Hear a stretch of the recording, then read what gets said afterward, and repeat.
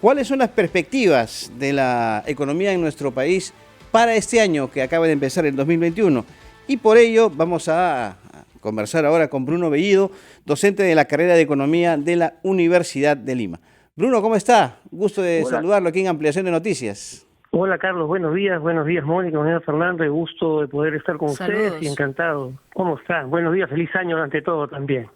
Feliz año también para usted y su familia. Bueno, Bruno, ¿cuál es la perspectiva para este año? ¿Cuál sería el efecto en cuanto al crecimiento de nuestra economía? Se han dispuesto políticas diversas, ¿no? Un plan de reactivación económica que tiene diversas etapas, pero además, ¿qué tanto puede influir, por ejemplo, esto de la llegada de las vacunas, ¿no? Que es un tema que se ha esperado tanto y que definitivamente, según los especialistas, va a tener, diremos, un efecto positivo. ¿Cuál es su evaluación sobre este tema, Bruno? Bien, Carlos, Mónica y Fernando, un tema acá importante es el panorama desde el punto de vista del empleo, vamos a poner. A diciembre del año 2019, la población económicamente activa era de 17.831.000 peruanos. Y de esos 17.831.000 peruanos, habían 17.376.000 peruanos ocupados, es decir, laborando cerca del 97%, sea formal o informal, pero estaban laborando. Y había un dato de 454.000 peruanos desocupados, que vendría a ser el 3% de la población económicamente activa. En el 2020, de acuerdo al último registro que tenemos del INEI, hay 14.257.000 peruanos trabajando, es decir, hay 3.119.000 peruanos menos que están laborando.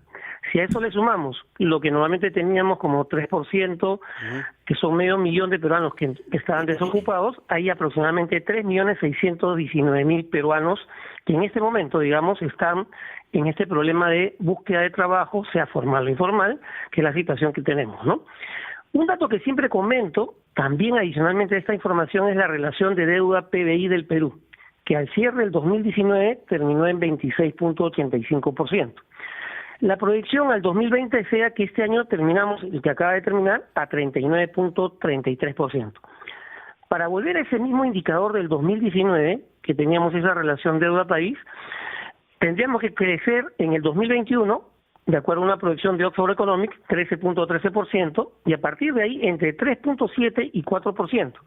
Y en el 2038, es decir, después de 18 años, llegaríamos al mismo dato. Entonces, ¿qué sucede? Considerando estas variables, un segundo punto es cómo las expectativas se están moviendo para los consumidores y empresarios. ¿Cómo mejoraría la medida en que apliquen la vacuna, que tú me preguntabas, ya que permitiría ir reactivando la economía, la producción en el mundo, básicamente? Por ejemplo, en el mundo ya se considera que dada esta recuperación, crecería en general todo el mundo 5.2% del PBI para el 2021. ¿Qué es lo que sucede en el Perú? El crecimiento está por dos factores, el externo y el interno.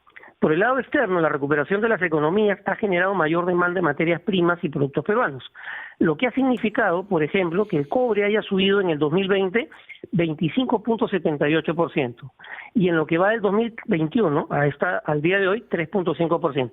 Es decir, sigue incrementándose su valor. Perú es el segundo exportador mundial de cobre y así podemos considerar al oro, al zinc, al estaño, a la plata, entre otros metales, y podemos hablar de los productos agroindustriales. Esto quiere decir que nos impulsa esta situación de mejoramiento en el mundo, lo que puede pasar en el Perú.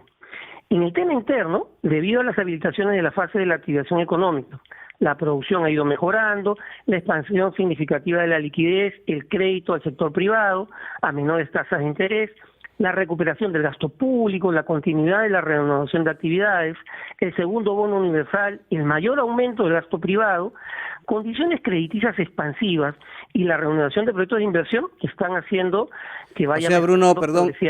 Mantenemos esa expectativa entonces, 7,6 para el 2021. Crecimiento.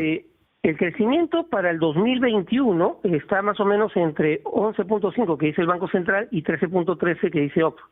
Pero acá hay que tener en cuenta lo siguiente, Carlos.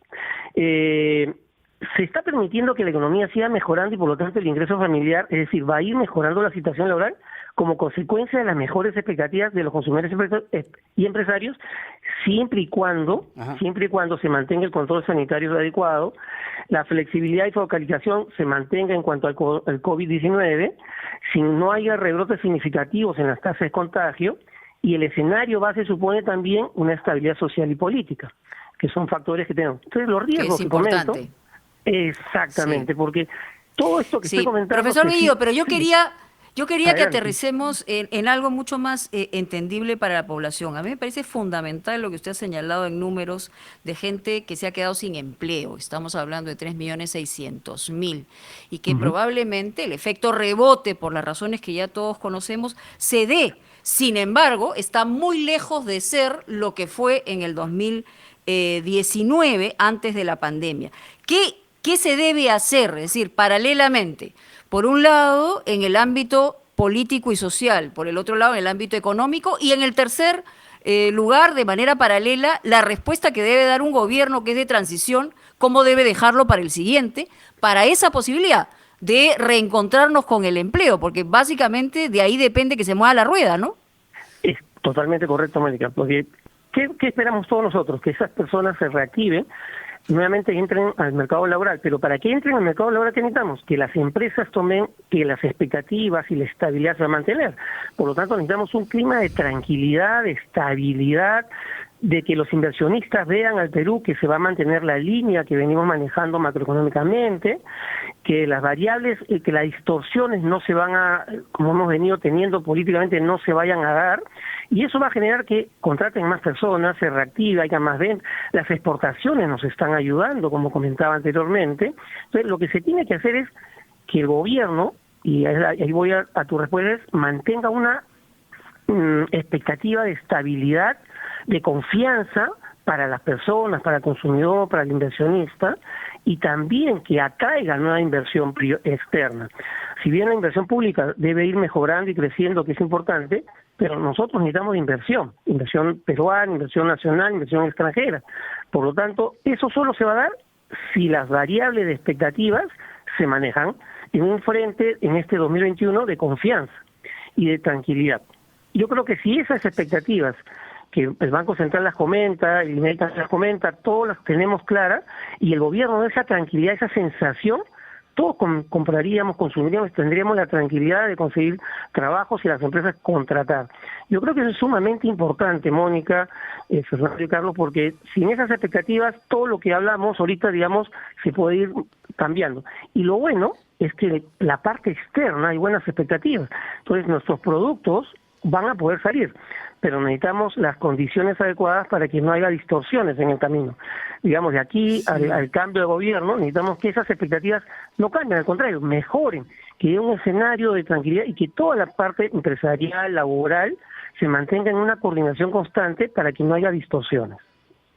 Sí, quería yo comprender por qué usted está refiriéndose a las cifras previstas, sobre todo por el Banco Central, que están por encima de 10% de crecimiento del PBI para este año, pero el Banco Mundial habla de 7.6, es decir, 25% menos. ¿A qué se debe que el cálculo sea tan diferente en el caso del Banco Mundial? Sí, el Banco Central de Reserva, justo en su último reporte de inflación que dio para diciembre, calcula que estas variables las mejores condiciones que ha ido reactivando esa economía han hecho que la tasa de crecimiento, que era muy negativa, cada vez disminuya, y las expectativas en cuanto a la recaudación tributaria, el déficit fiscal se va a contraer ya no 9.2 que se había planificado, sino 8.6 del 2020, y 2021 sería 4.4 y 2022 3%, generarían básicamente estas condiciones de mejoramiento a una tasa que inicialmente estaba en menos 12.7, pero va a cancelar menos 11.5, que es el último informe. Pero aparte de lo que dice el Banco Central de Reserva, quería comentarles también que hay una institución que se llama Oxford Economic, de Refinitiv, que genera, más o menos está considerando una proyección de 13.13%, dadas las condiciones que se han ido dando a la fecha, ¿no? Que dista un poco del Banco Mundial que usted me comenta, pero son tres fuentes que tenemos. En promedio, todas apuntan básicamente a un mejoramiento, solo que ahí tenemos estas tres fuentes que nos pueden ayudar a ver estas expectativas. Muy bien, Bruno. Muchas gracias por estar con nosotros esta mañana en Ampliación de Noticias y por supuesto deseamos que la solidez de la economía peruana se vea reflejada en el crecimiento económico en el presente año y sus diferentes aristas. Bruno Bellido, docente de la carrera de Economía de la Universidad de Lima, estuvo con nosotros. Pausa y regresamos.